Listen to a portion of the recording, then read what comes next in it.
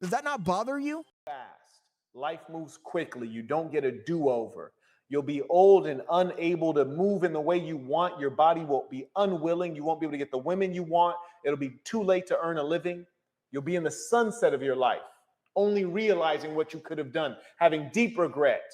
So many people live in the bleachers of life. I locked in, chat. I got out of the bleachers.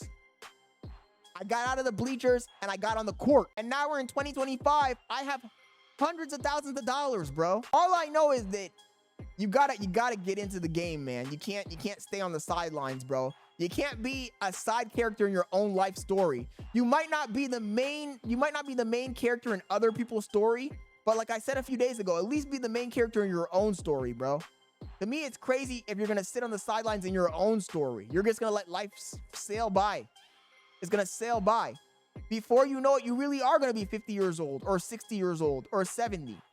Can you imagine waking up at 60 years old? I've done a lot of sitting around analyzing life.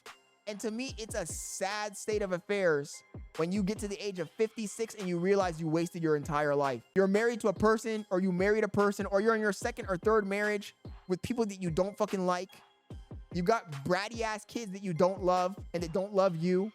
You have no real friends. You have no money. You have no influence, no power. Nobody knows nothing. You're nobody. If you die, your your descendants won't even know who you are. You'll be forgotten in one generation, if that. Does that thought not scare you?